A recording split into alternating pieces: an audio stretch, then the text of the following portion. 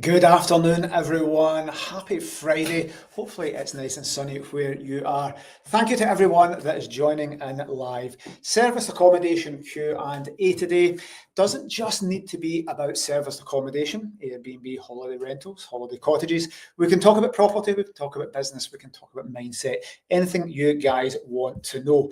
So thank you to everyone that is joining live. We're live on Facebook, LinkedIn, YouTube, and some other social media channels that I don't even know what they are.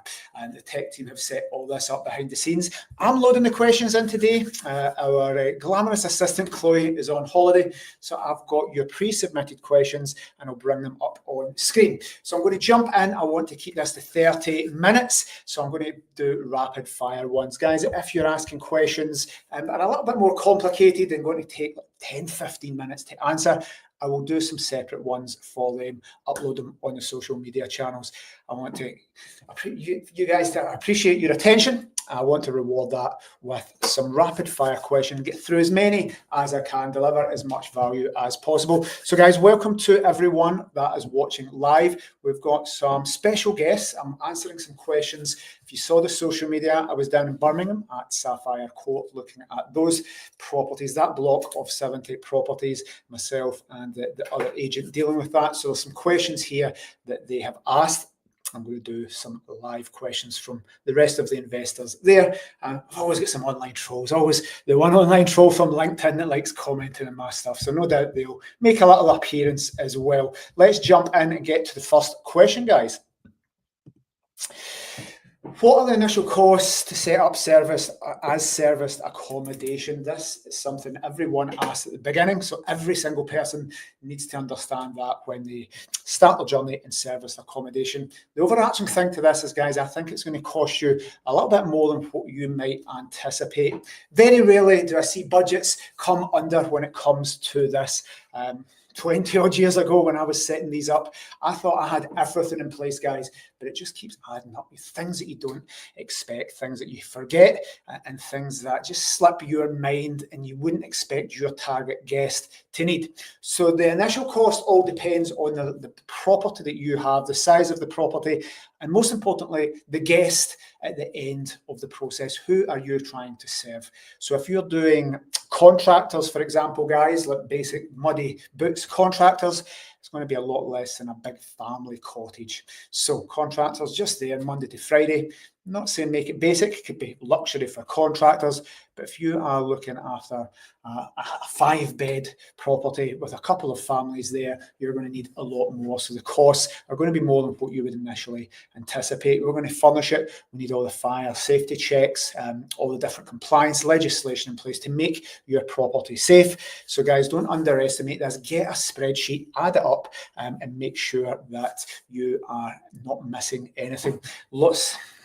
Again, taking over 20 years, guys, people have a budget, and let's say it's £4,000, and then they're only 3/4 done, and they need to go to different lengths to finish that property. So make sure you've got enough money to start. But guys, furnishing is going to be your biggest one, some compliance, some decoration. Remember, this isn't a buy-to-let. We're going to need to get your property up to, let's say, hotel standard, where guests are going to come, look around, their expectations aren't just met but exceeded, and you're going to get that 5-star review. Scrimping on the initial costs is going to hemorrhage. For every £1,000 you save to try and be frugal, you're going to lose £10,000 that year in income. Trust me.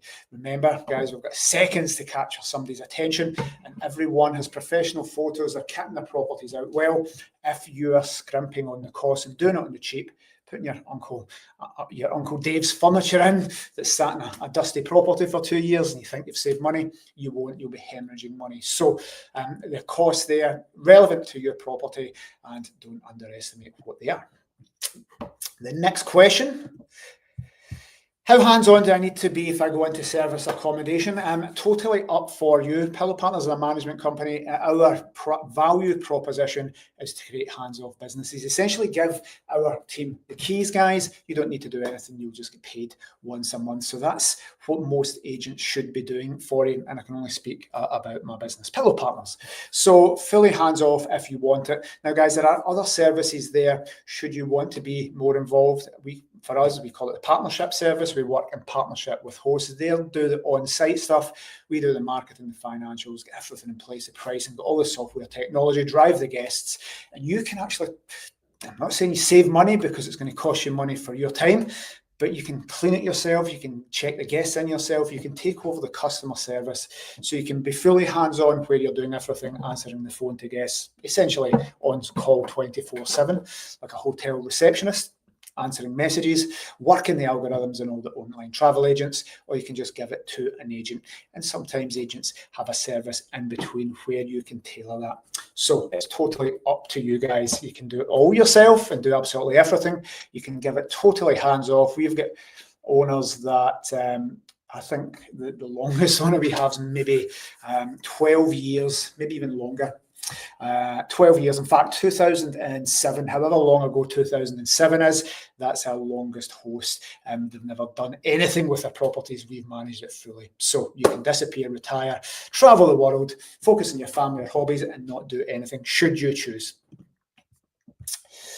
The next question: should I do traditional rentals or serviced accommodation? There's a full webinar on this, guys. I'll try and get the link here before we finish. But buy-to-let versus serviced accommodation, lots of factors to do. Again, nice and quickly for this one, we got asked this by the investors in the Birmingham development. 70 properties hitting the market at the same time. Should I just go for good old-fashioned vanilla buy-to-let or maximise my income through service accommodation? Depends on your risk factor and your finances and the property. Nice and simple to get that year-long income. Guys, it's pretty risk-free if you're doing normal rentals. If you're putting an AST or a PRT in Scotland, you can take some rental insurance, meaning that you get the money even if the tenant defaults. The legal cover attached to that insurance product will mean that you don't need any court costs. It'll all be done for you and you'll be covered up to a certain amount. So it's kind of risk-free, and if a tenant damages, you can get insurance for all that, guys, and you get the income as standard. We've probably had tenants in for 8-9 years, maybe even longer in our business, and they've never missed a rent payment. So you can go for years, you can predict the income, and again, you know what to expect, minus a little odd repair there, guys. If it's service accommodation, it is going to fluctuate. If you're doing corporate and contractor lets, you don't know what's going to come in the future. You could have 100% occupancy for 2 years, and then it's empty a month until you get that next year-long let. So, guys, it depends what you want, but speak to your local person in your area, speak to one of the team at Pillow. There's webinars, checklists, guides on this as well. Email hosts@pillowpartners.co.uk if you want a free guide on that, and if you want to speak to one of our local property managers, hosts@pillowpartners.co.uk, and we'll give you a link to that webinar, and I think it's 45 minutes explaining the difference between the two, but pick the one that's right for you and your family. Thank you. The next question, guys, I'm just going rapid fire. If you're watching live, please put them in. I will try and pull them from the different platforms that we are on. Is Airbnb still a good strategy in 2025? I'm going to say yes. We've been doing this for over 20 years. I am putting everything into this. I'll hopefully be in the industry for 20 years to come. Some oversupply in the industry. There's some regulation coming in. There's lots of changes regarding lots of things, especially in Scotland. So not everyone that used to be successful in serviced accommodation is currently being successful and will be in the future. In many ways, it's a lot harder. I remember going back to pre-Airbnb days when there was no competitors. Definitely for management companies like Pillow, there was nobody for so many years. It was a brilliant industry to be in, and we get great occupancy. But now there's a massive oversupply in the area. People just shoehorning buy-to-lets into their strategy. So I genuinely believe by the end of the year, we've another 5 months, lots of properties will just go back to normal rental or sell up to the owner-occupier market. If you're in it long term, I believe this is an amazing strategy, but you need to make sure you educate. You need to make sure you have your guest in mind. Don't be shoehorning solutions in and getting a residential property and turning it into service accommodation for contractors when it's never going to work. So you need some level of education there. Work with a management agent and speak to people in your area and find out what's working. Guys, 75% of people doing this won't be successful. You're up against people who are in it long term, managing agents, professionals. And if you're launching a new property to the market, remember you're jumping in to people that have been there for 10 years, hundreds of 5-star reviews, repeat guests, high occupancy, charging a premium for their property, and theirs will always be above yours on the ranking. Again, you're going to work hard to get that up the algorithms on the online travel agents. But yes, it's a fantastic strategy if you're doing it right. The next question. How do I stop guests from charging their electric cars at my property? Happens a lot. If they do, can I keep their deposits to cover the costs? Cover this in 2 ways very quickly, guys. How do we stop guests doing this? All about your processes, your guest journey. As soon as you get a booking, you want to phone them. As soon as before the check-in, your guest guides online at the property, and you want to have built relationships with your guests in advance. You want to ask them this. So you can do it. Can you keep the deposit? Well, if you've been very clear, guys, remember every time you keep a deposit, that's getting you a 1-star review. So is it better to just let them spend 10 quid, I don't know, to charge a car? Don't have an electric car and tell them governmentally mandated to not drive a normal car. I won't be touching electric cars. So I don't know how much it costs to charge. Guys, I think that people are going to be doing this, that unfortunately more and more electric cars are coming on. So this is something everyone needs to deal with. So can you cover the deposit? Can you keep the deposit to cover? Yes, you can, but remember you're going to get a bad review. If that is done in some process with an online travel agent or booking platform, they're going to try and fight that. It's sometimes better to just get a good review and let them do it. So how do we stop guests doing it? Well, there's ways to do it with your guest journey. Be very clear in your terms and conditions, and yes, you can. My thing to you is, why not let guests do it? Why not make that part of your USP, your unique selling point, your edge? If you're the only person in a half-a-mile radius that has an EV charging point, yes, there's a cost to that. But guys, you can install these. It can be unlimited, or you can install them. And there's new companies coming up that have an app where they can register in advance and you charge per kilowatt hour or whatever nonsense electric cars use. I have no idea. So guys, you can get apps, you can get technology to do this, not to make money, but guys, if you think you're the only EV charging property in the area, make that your edge. You will get more bookings and it will cover the cost of any electricity, because you can build that into your nightly rate spread over a year. So, and then maybe even incentives to get these things done at your business as well. So I don't know what ones are there, but guys, why not just make that part of your process? Guests are going to want that moving forward.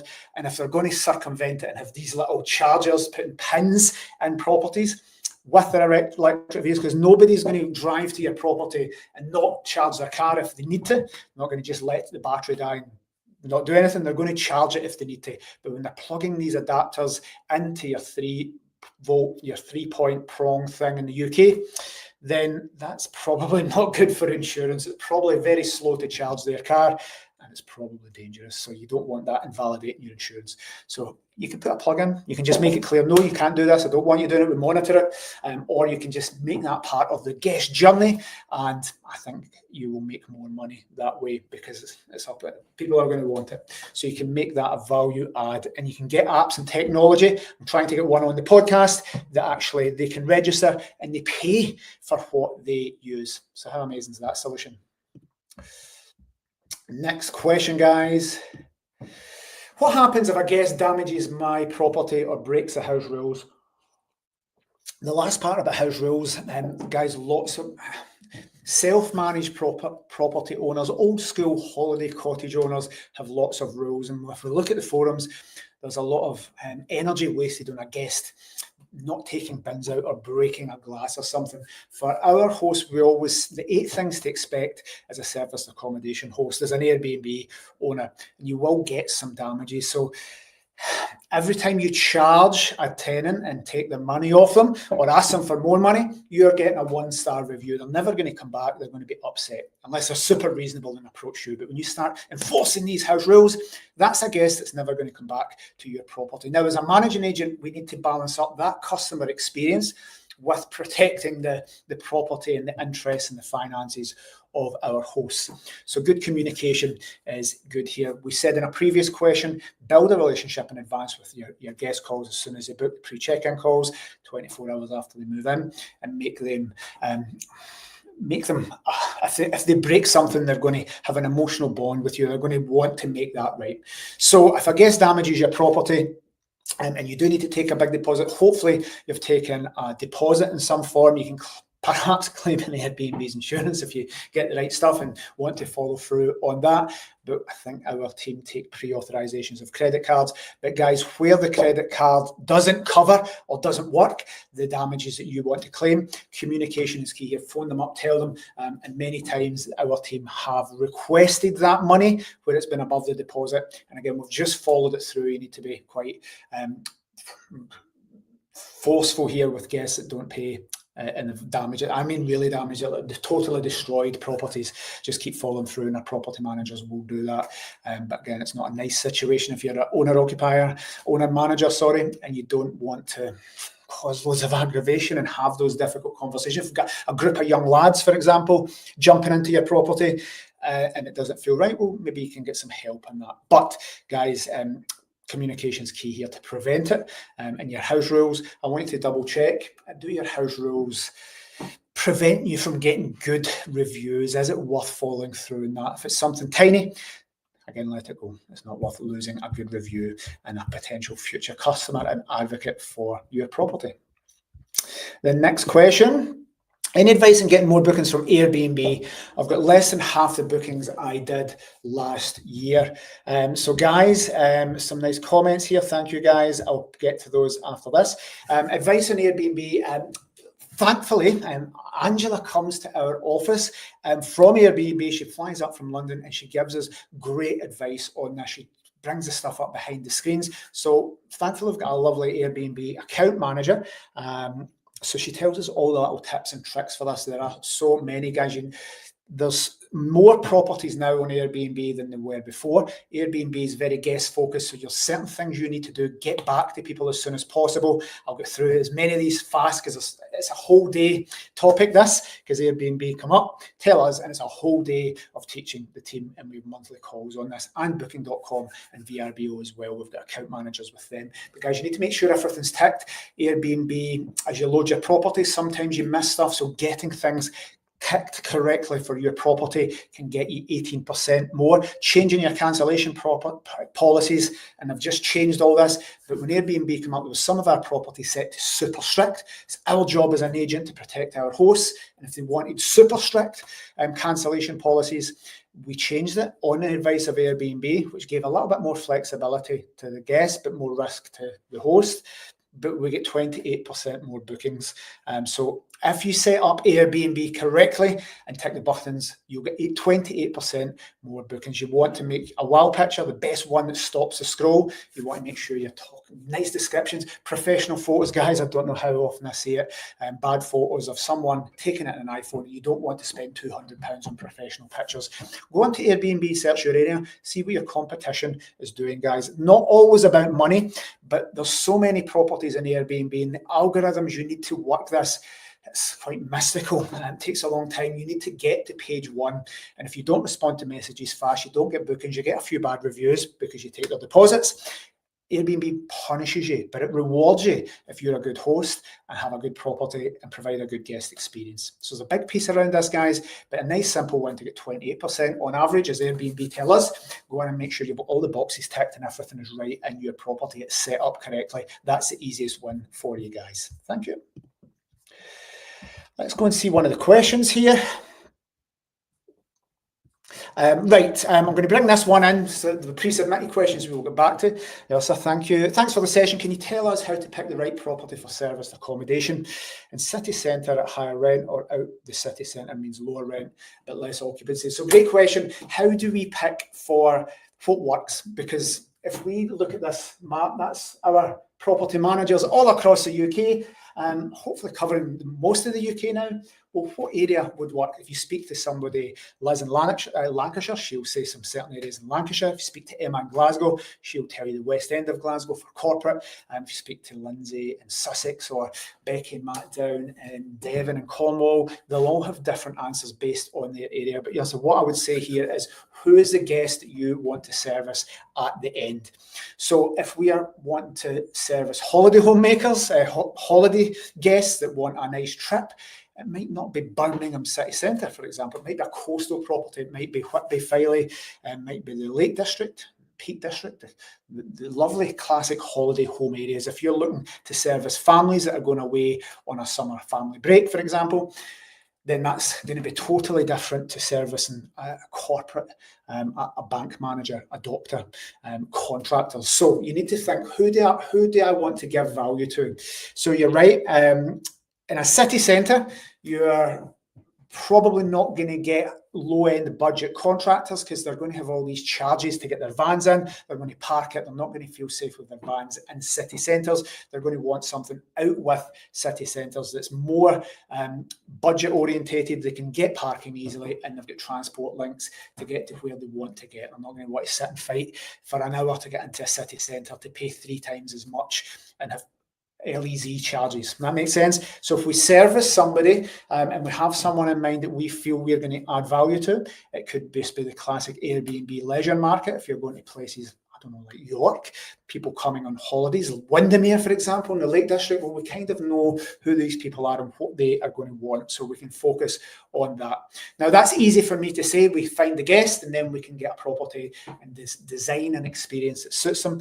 But yes, if you have a property, sometimes we need to make fit the property we have. So look at that property and say, break it into 3 terms.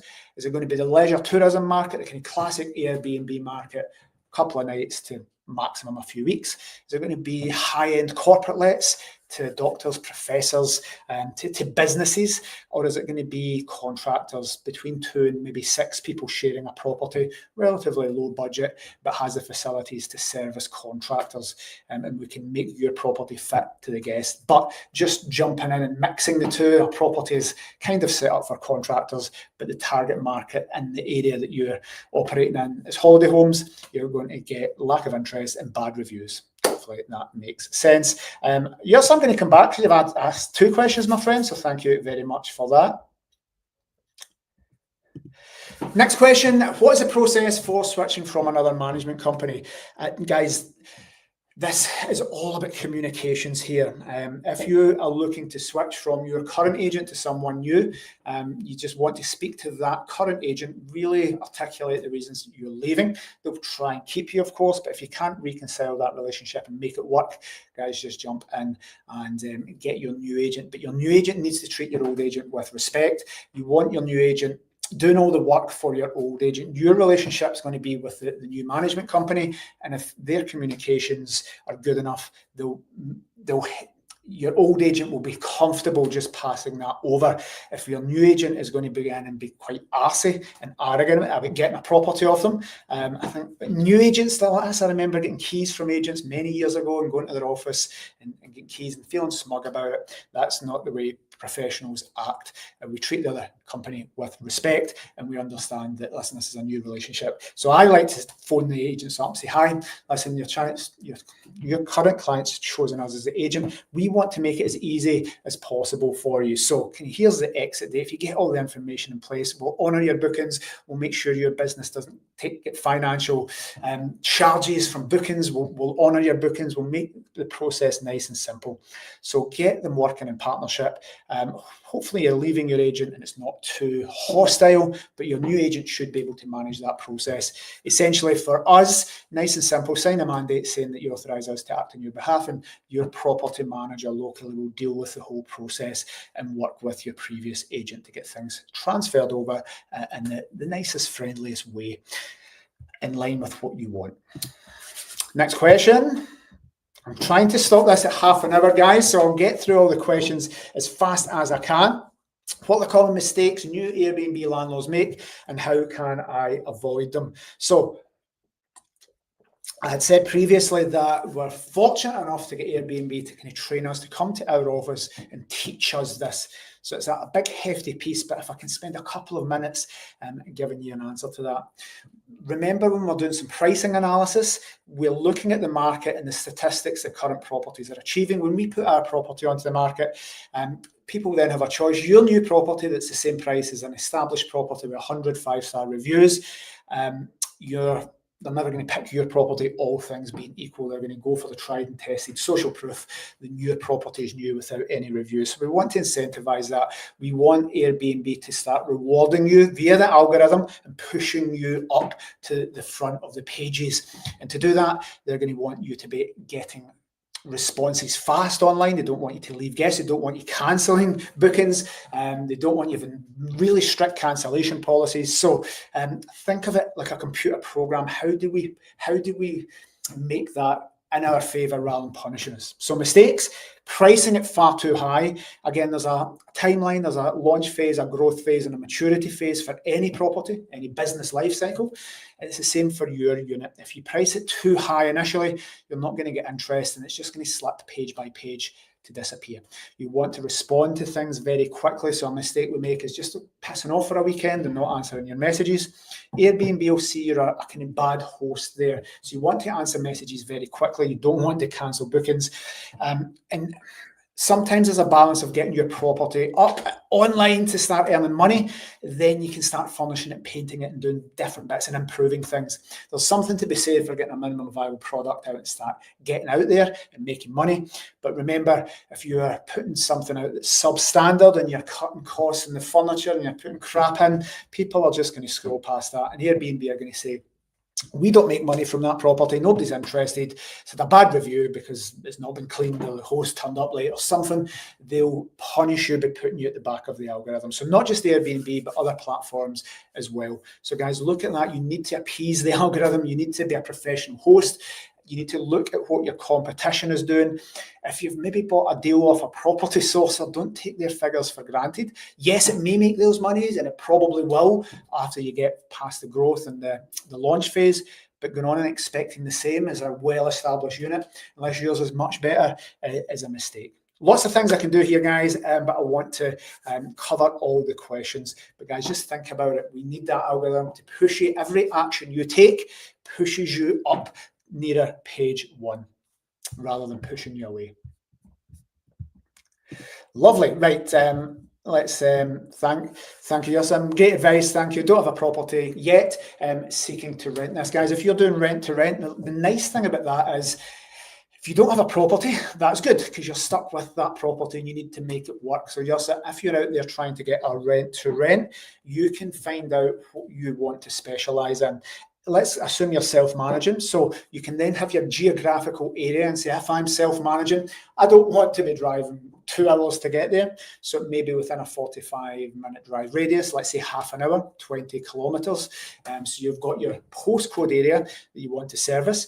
What's happening? We went to fantastic Sapphire Court down in Birmingham, right next to HS2, filming studios, lots of things happening there. So that development, 70 plus units, is going to work very, very well. And we can tailor that strategy. Some of those hosts will just do buy to let. I think some are on this call, and that's just the nicest, safest strategy for them. Some we're going to do the high-end corporate let market. So we'll get like wireless printers and desks and a nice comfy chair.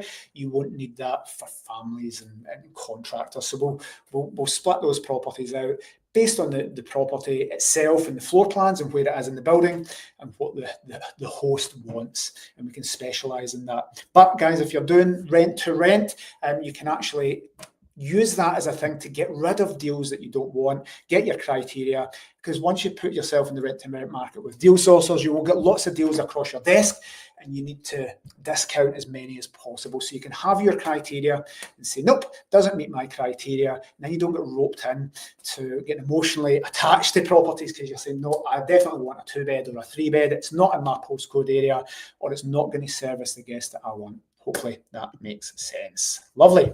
Let's see. I think this is coming to the end. Right, last question here. In Glasgow, a landlord asked me for the short-term licence before showing his portfolio, but it looks like the application needs more details of the property and the owner's permission first. I don't know if this is for a rent-to-rent, yes, sir. In Scotland, for everyone watching, we are licensed. We need to get that licence from the local authority.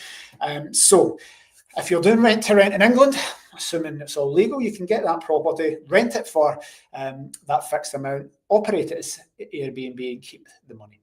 We call it rent-to-rent in the UK, Americans call it Airbnb arbitrage, but again, we're renting a property and keeping the margin in the middle from what we get. You can do that in England. In Scotland, well, we need a licence before we operate there. So this makes it a little bit more difficult to structure rent-to-rent deals. Now, rent-to-rent is a process of controlling a property for a period of time. So you can have the property yourself, or you can have it for a period of time, i.e. control it. There's two ways to operate: own it or lease it long term. And rent to rent is one way of leasing it.